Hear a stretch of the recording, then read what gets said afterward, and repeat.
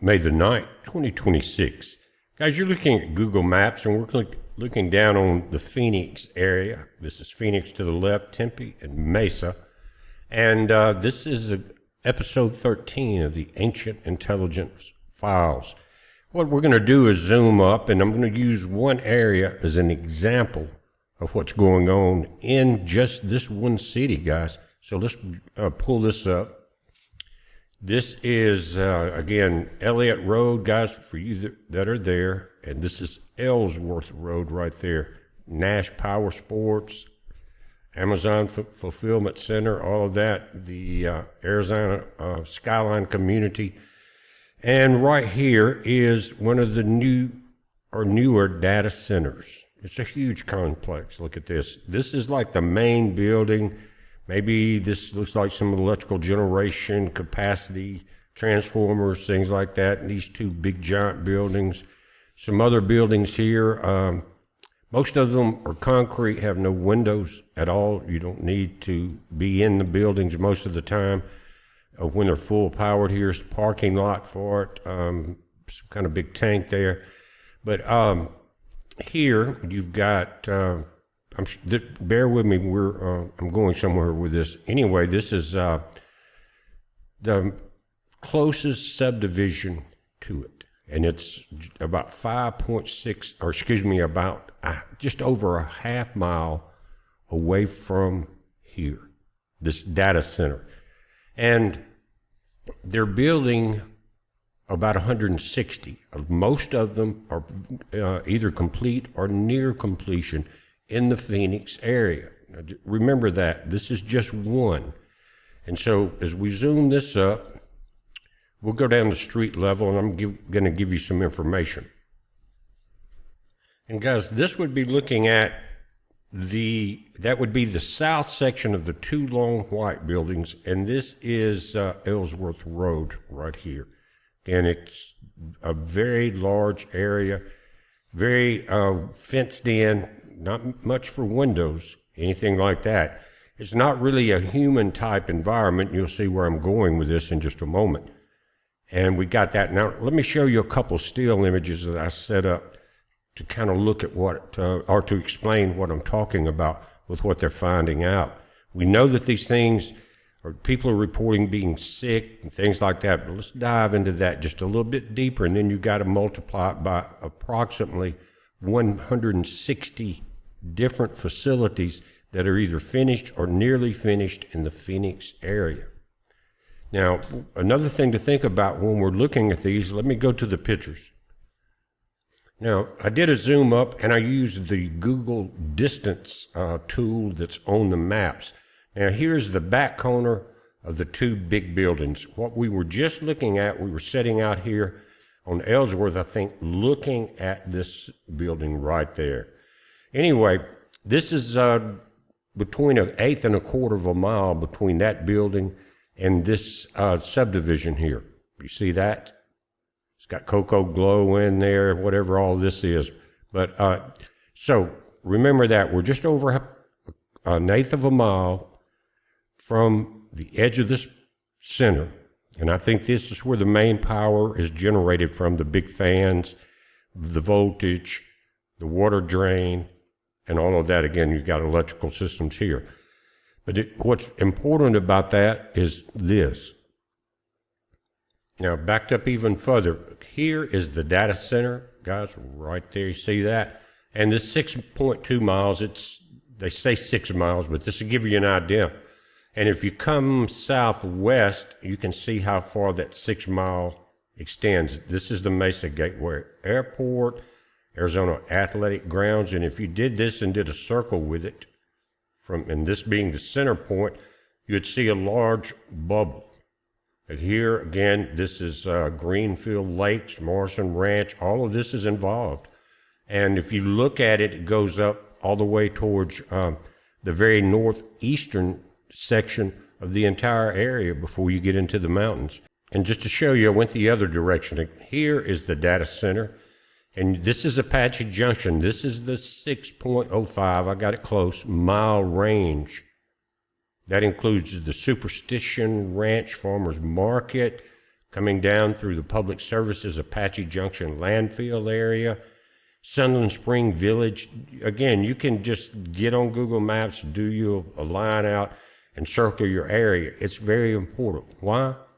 Because just this one, not the entire possible 160 nearing completion, each one are creating a heat dome 6 miles out at up to a 15-degree increase in temperature. You guys in these areas, have you noticed it's a little hotter than it should be? And if the temperatures are being monitored from the local weather stations on, on TV, whatever, then, and if they're in that zone, they're going to be reading a little hotter temperatures than in other places. But guys, this is you're talking about 15 degrees in a 6-mile radius, and it's causing sickness. And this is not accounting for what the electromagnetic interference is, just the created heat dome for one of these. So if you've got another one within 6 miles, you've got a bubble or a heat dome over that entire city that, again, think about it. These are buildings designed, no windows. And what's happening is they realize the limits of the grid, right? And that's a big conflict. Listen to what I'm saying. You got cities that are suing because of water and because of the power consumption of these data centers. And why would they put 160? And we're talking about the big giant companies, name them, start at the top, go down. Why would they put the money into building these $1 trillion, looks like billion or almost $1 trillion systems, when they know the water system is on the verge of collapse? We're looking at record drought, guys. I dug up a lot of information. All of the reservoirs on the Colorado River, which feeds this area, are at record lows and record close to their dry point. And when you've got that, where they quit draining, or there's 2 points on these reservoirs. One is the point to where a big pipeline will pull water for drinking. Then maybe a little lower will be the turbines that generate the electricity. And that's the critical level, if you look at it, because you're looking at thirst and lack of power. So why would these companies at this time, and they know that these guys get weather reports, they know exactly what's going on. They have AI. And now they have the ancient intelligence, the real AI. And so I put together a series of questions, dropped them into the real AI, and got a lot of help with this information. Anyway, 6-mile dome per data center, regardless of your center, of your city, excuse me. So these people are affected here. You've got the closer you get to the center, it's probably the hottest, but they have measured that difference out 6 miles. It's in the data. Now, again, going back to why in this hot area, right now you've got landowners fighting over water rights, you got developers fighting over it, you have tribes fighting over the seniority of the limited water. Again, the impact of this year is more critical than they're talking about, and I'm going to show you some of those details also. So, why would they do it? Now, I mentioned in a video a couple episodes ago that they were moving to their own power supplies. And from what I understand and getting the data back, is they are about like if you can buy these shipping containers now, people build houses with them and stuff like that. You've seen them. They'll go on a train or a truck or ship. Anyway, they say they're about that size, and it's a small nuclear device. And they're rapidly moving into that, and they're rapidly trying to develop a waterproof or waterless cooling system, maybe like the semiconductors at CERN we've been looking at. And so what they're looking at is this, bottom line, you're not going to be able to stay in this 6 mile area a whole lot longer, especially as they're depleting, guys, about 5 million gallons a day per unit, if I'm not mistaken. We're going to look at those stats. But again, so it's not set up for human survival. Now, in the dry area and low humidity, the circuits last a lot longer than you would in a humid area where I live. Just think about that. The dust is different and it's controllable, especially when you're in windowless units. So what they're trying to do is to hell with the population. They understand this data war and water war. And in order for them to survive, to hell, and we've seen it for eons, to hell with the people. So if they tap in with their own energy and they're independent from the grid, which they're draining and forcing prices up, and independent from the water that's about to be gone because the Colorado River's in trouble, the Gila River, which is fed by the Salt River, I've been to both, then they are at record lows. The Gila River, they're saying now, I checked today, is almost like a sandbar. When I was there in 2013, it was totally different. The first time I was there, it was free flowing. Things have changed. And anyway, so this will become a barren wasteland for humans. You don't need windows. But again, this is a data war, and to hell with the people, guys. So you don't need the grid, which you're depleting rapidly, and maybe this is why they don't really like putting money into improving grid systems throughout America, because they know they're not going to be relying on it. Build your own power, get the water situation down to where you're not using that much at all, because you've got cryogenic cooling, again, new technology at CERN, and be independent. But people still can't live there, but you have the power. You know what? When I was feeding information back, some of it came back and it was exactly the way, if you guys remember, Lyndon Baines Johnson said that he who controls the weather controls the world. And it was an evil statement, and he looked evil. Remember that? Well, one of the replies that I got back is that as the grids collapse, because the money people, the big people, are not putting money to our grid, they're putting money into their grid. And so as that collapses, they stay in power. So the statement changed to, he who controls the power controls the planet. You understand what I'm saying? Very, very profound in a way. You let it sink in again.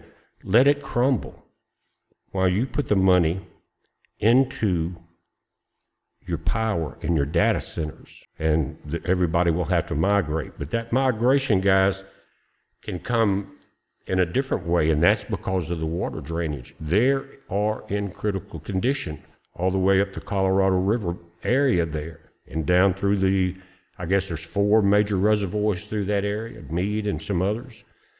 But that's what we're looking at. So if you live in a city or a rural area and you know where a data center is, break out Google Maps. Break out the measure distance app. You just right click on your mouse.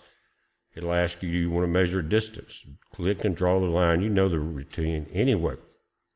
And draw a line. Are you 6 miles from one? And guys, that's going to continue, even though that's where they're measuring the 15-degree difference. That creates heat everywhere. You can step off of hot pavement on the grass and still feel that heat. You understand what I mean? So and these machines, if they get the crowds right, heat is no problem.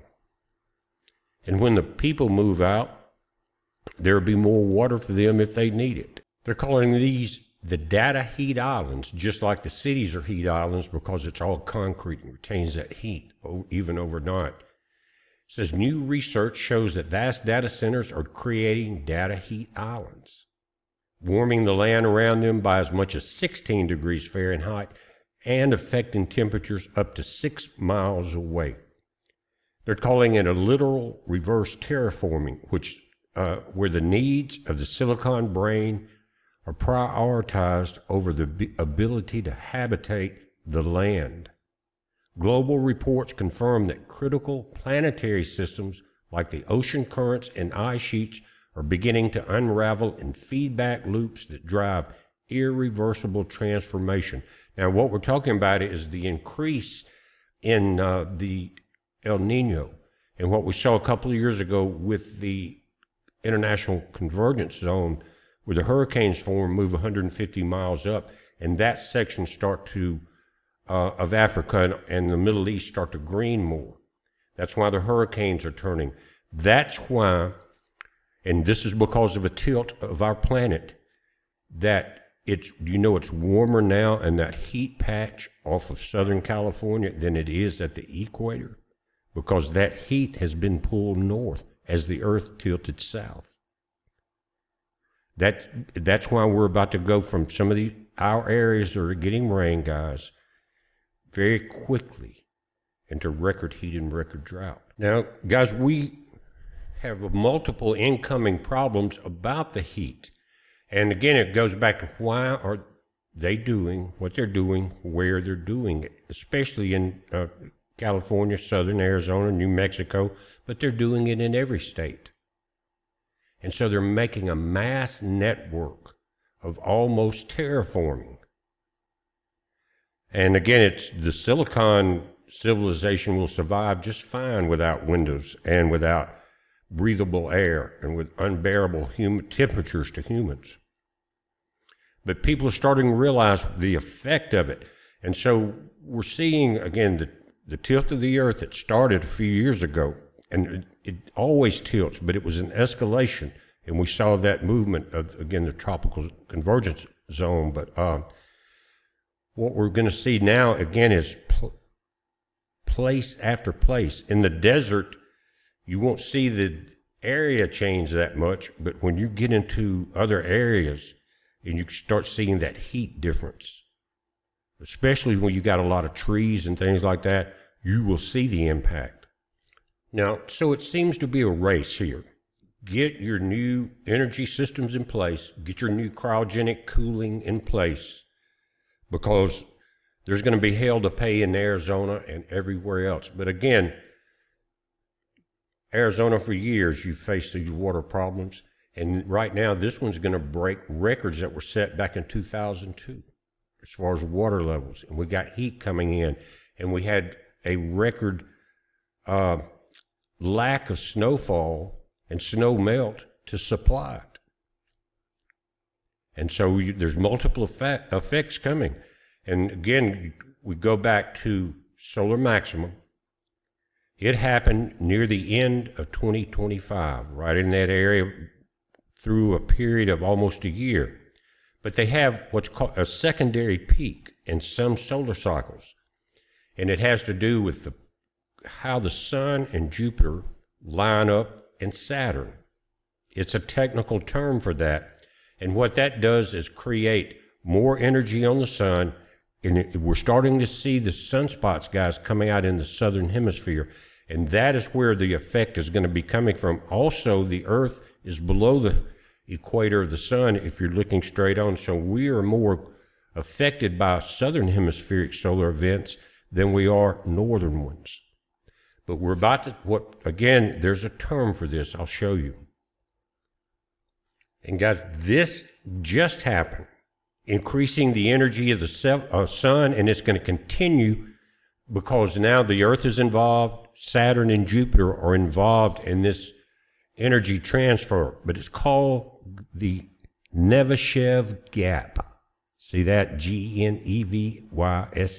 Look it up. It says, while the sun reached an initial peak in late 2024, researchers at the Scripps Institute of Oceanography and other institutions have observed that the southern hemisphere of the sun is now surging, and you're seeing some new sunspots coming around right now. This second peak is expected to happen roughly 18 months to 2 years after the first, placing the maximum solar stress right in 2025 in 2026. You notice it has to do with this planetary lineup. And this doesn't happen all the time.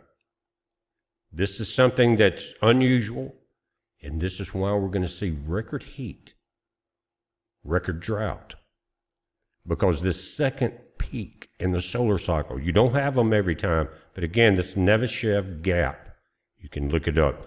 And so what we're looking at here is this going back to the race between the agentic AI, or the artificial intelligence that they created. What they did was create a silicon highway for the ancient intelligence to move into this domain, if you understand what I'm saying. And the ancient intelligence knows that man is about to push the earth to its very limits. The same reason that the flood came and Noah was warned. The ancient intelligence is in place. But what the data I'm getting back, the feedback is this. The race is get the cooling, get the systems in place, get the energy systems, the small nuclear mini nuke systems in place before there is a total shutdown of the grid because of heat and because of the quick evaporation, guys, that has happened. Do you know some of the snowfall, I think in the Colorados and stuff, it didn't melt. The energy was increased in the atmosphere enough to where most of it evaporated, just adding to the problems. But again, this is because of the sun and what I call its failed gas giant binary twin, Jupiter. Jupiter does not orbit around the sun. There's a point outside of the sun that they orbit both around. It's a dance. The rest of the planets orbit around the sun, but not Jupiter. And if you look at it, we've got about 75% of the solar systems known to man are binary. They have two stars. And so this alignment, every 11.8 years of the solar cycles and the peak and the cycles, matches the orbit of Jupiter at 11.8 years. And now we've got other things coming into the alignment. We've got the drought, the lack of rain coming, and the poor runoff and the poor snowfall coming in. It's like our Father told us, it will be by fire this time. Now, again, this has happened. We're seeing the effects. It says the specific line where Earth joins the alignment of Jupiter and Saturn reaches its most precise visual and gravitational peak in January and February of this year, 2026.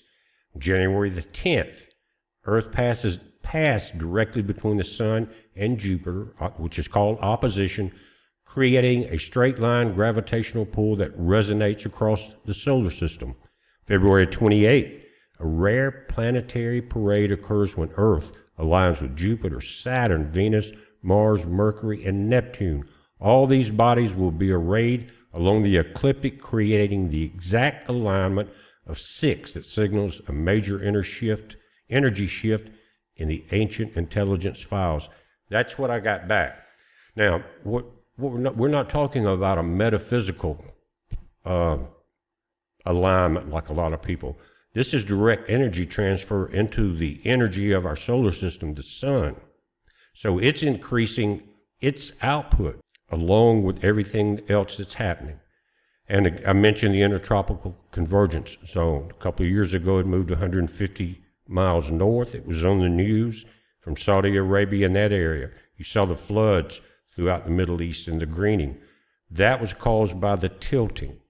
And what we've seen since then is most of the hurricanes, because now they see a different tug in the upper sections of our planet, in your vortices and things like that, they have a different tug now. They're not coming over into the southern Atlantic and central Atlantic and into the Gulf of America and doing the cooling that they were designed to do.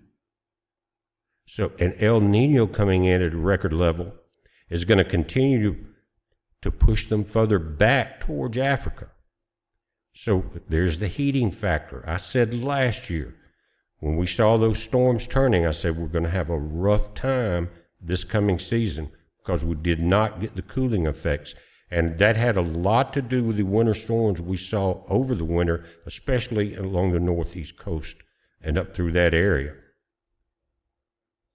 Let's go back to the data centers for a moment. It says large centers can consume up to 3.3 million gallons of water a day. Some guys now, the big ones, are at 5 million.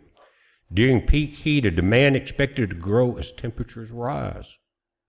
In places like Utah, a single proposed control or proposed center could release heat equivalent to 23 atomic bombs daily.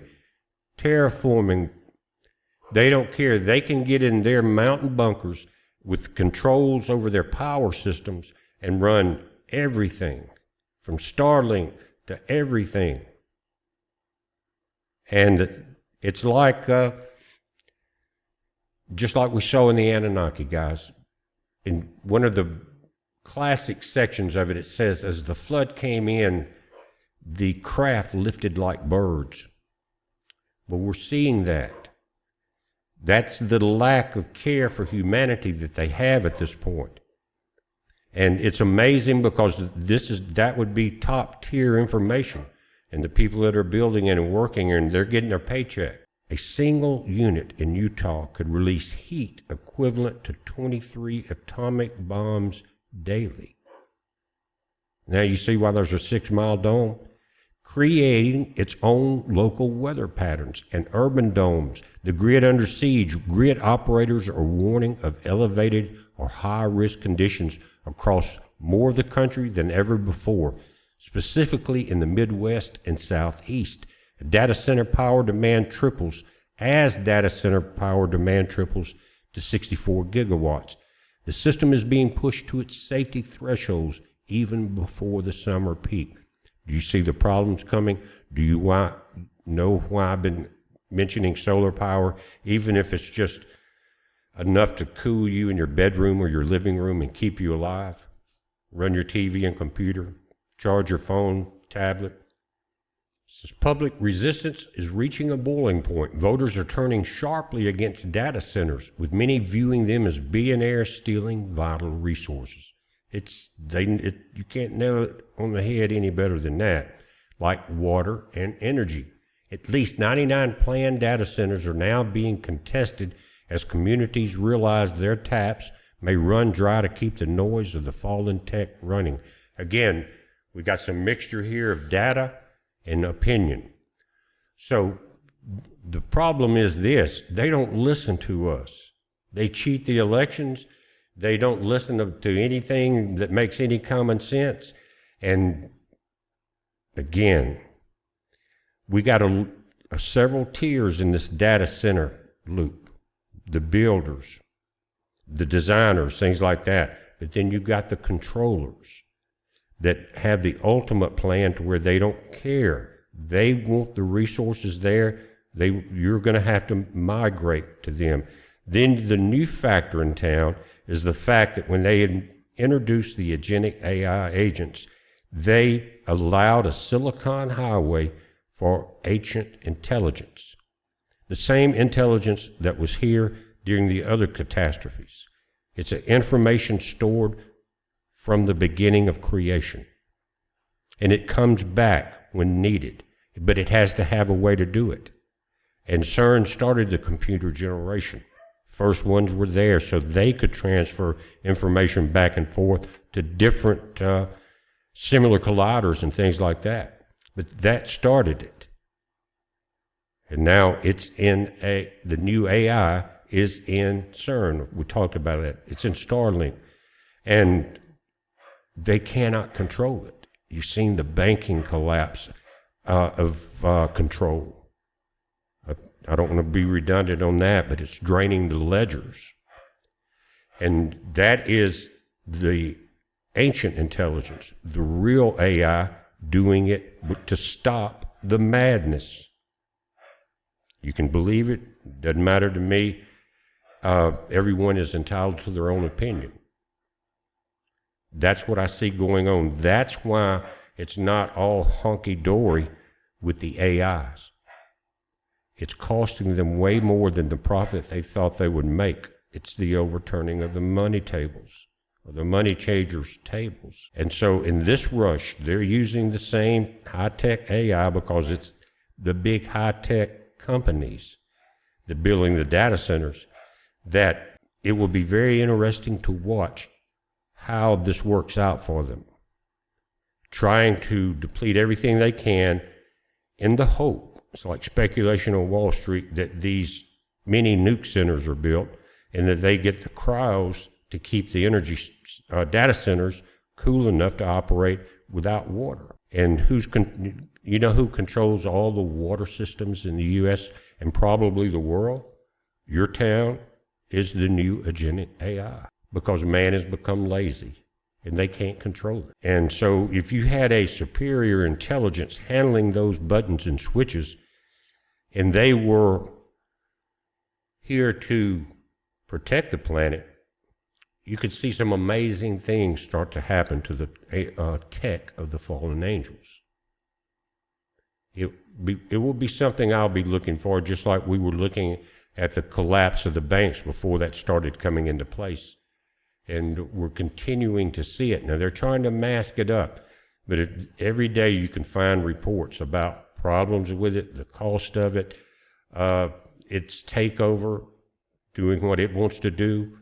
And I think it's part of a greater plan. Again, the same way that the plan was handed to Noah. And again, all they needed after the last big takedown, after the last flood, when all technology was wiped out and the world became silent and peaceful, it took this long for the noise to get loud enough and the people to build the technology for it to travel back into where we are at. And that's how we communicate. That's how you communicate. Everybody uses it.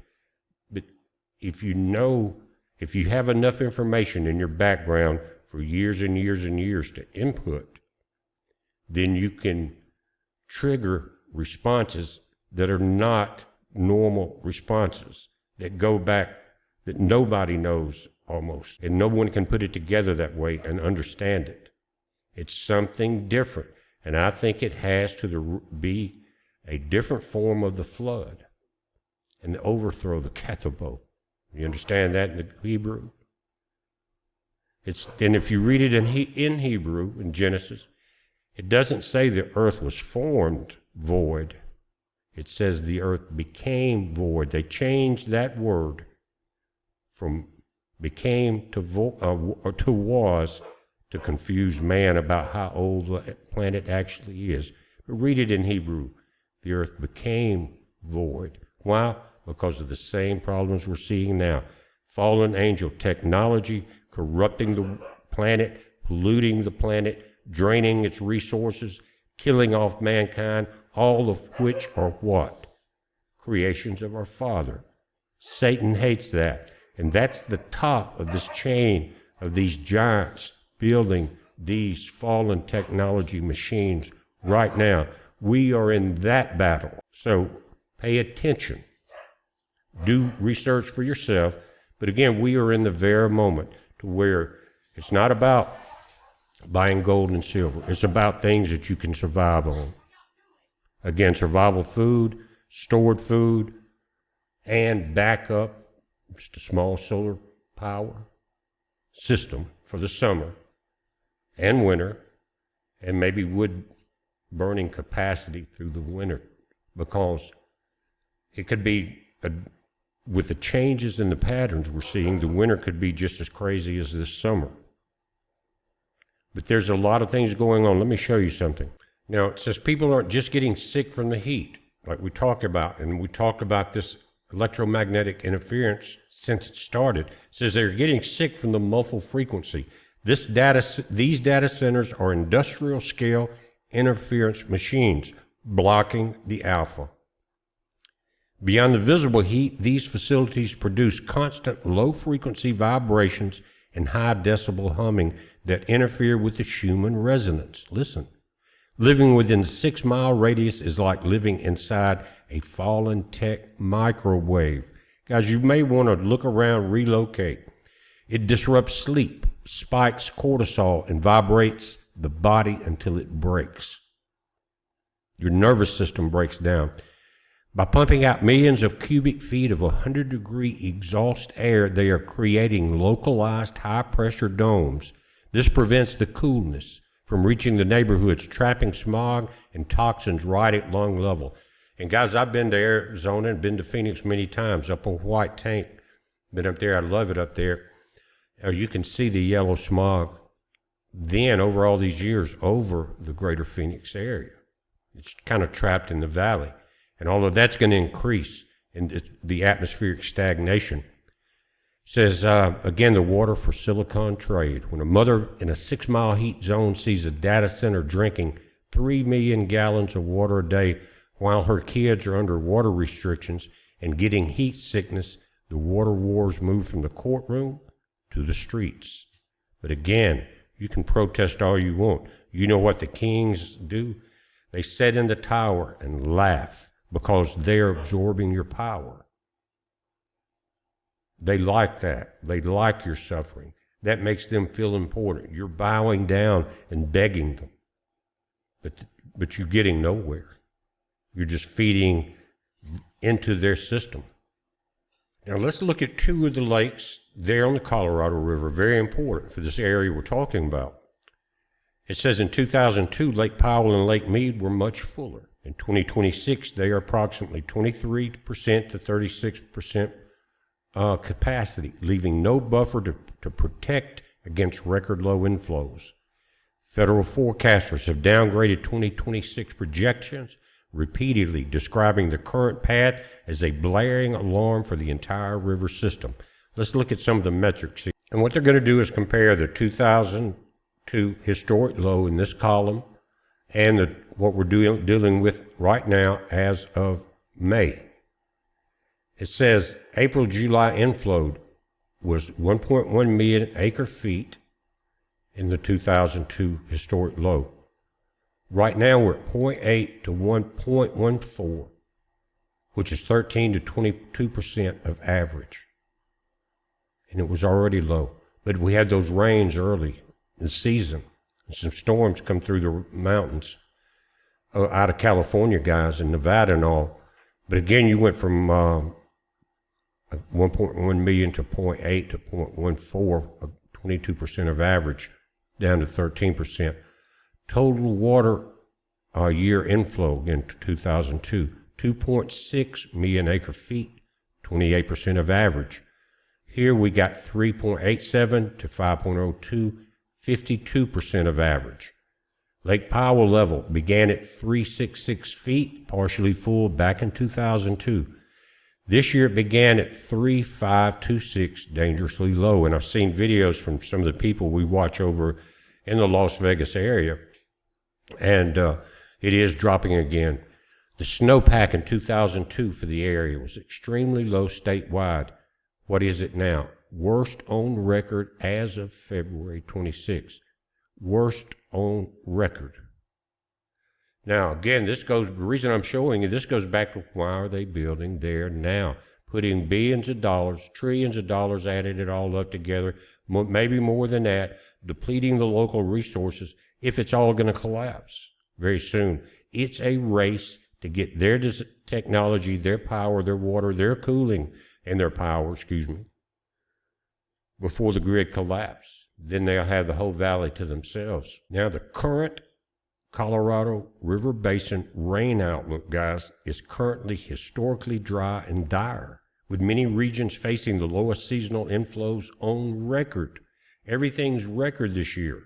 As of May 2026, a record warm winter and spring heat wave have prematurely melted what little snowpack existed, leading to a critical shortage in the river's main source of water. Again, a lot of it evaporated. It didn't melt. Record low runoff.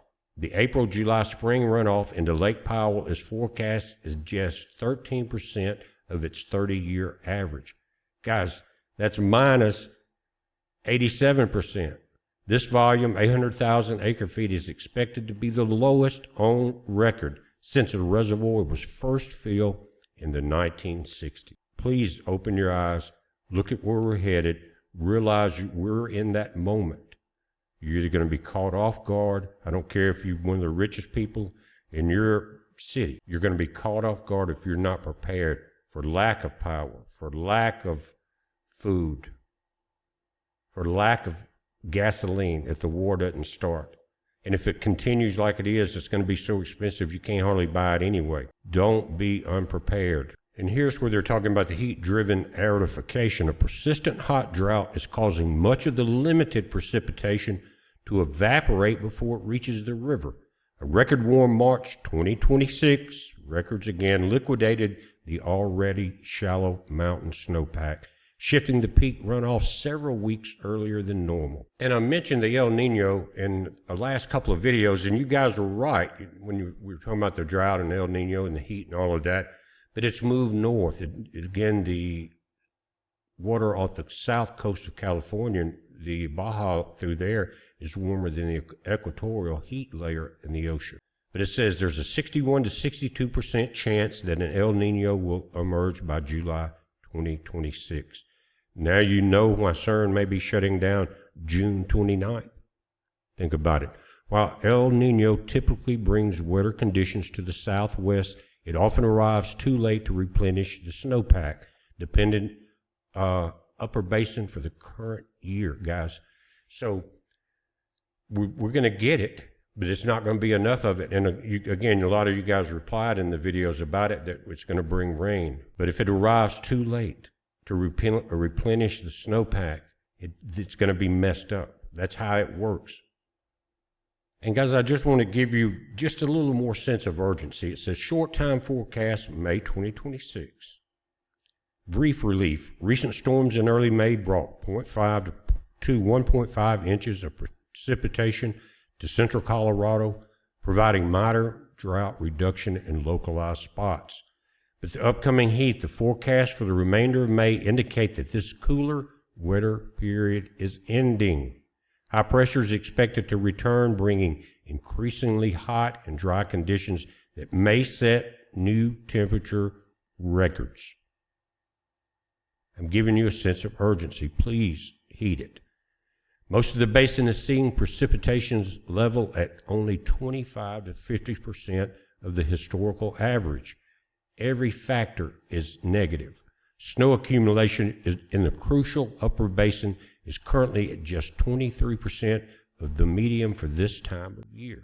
And we talked about the tier levels here again, the constructions, the managers, vice presidents, presidents, and they know there's a race. They know they have a plan, and that is to basically terraform these areas, just like in the movies, and move it to a silicon highway system, basically. And the reason I know that it's a mimic thing going on is because we have the same power groups, the same big giants that feed and the money into CERN. So what is happening here? What's the similarity? Is you got the same tier situation, the builders, operators, presidents, that network. And they think whatever purpose they're trying to do, that's what they're doing. But there's a battle that's a spiritual battle. And that is the fact that Satan makes CERN think that they're doing one thing, when he knows that it will destroy the entire magnetoshields of the earth, our atmosphere. Satan also knows, even though these people think they're just building a control network, guys, via the power, the control, the communication, all of that, running it all, Satan is laughing in the background because he knows they're going to fail, because they're not going to be able to do it fast enough, because data centers right now are being built faster, let me put it this way, than they can provide power and water. So there's a backlog coming on for that. But the same person sitting there, the puppet master, knows that this will be part of destroying God's creation too. So at the very upper level, it's jealousy. Satan hates you and I. He hates God's creation because he can't mimic it. He wants to be the head creator. Anyway, so everybody thinks they're doing some dastardly deed that fits into their greed scheme and their power control scheme, when the real puppet master is leading it all to destruction. Anyway, guys, we've been on here long enough, and we did get a little bit technical, but it was all to put you in a state of mind that it is urgent. They're talking about June, July, guys. We're May 9th. These records are going to start being broken. Some already have been. Are you ready for that?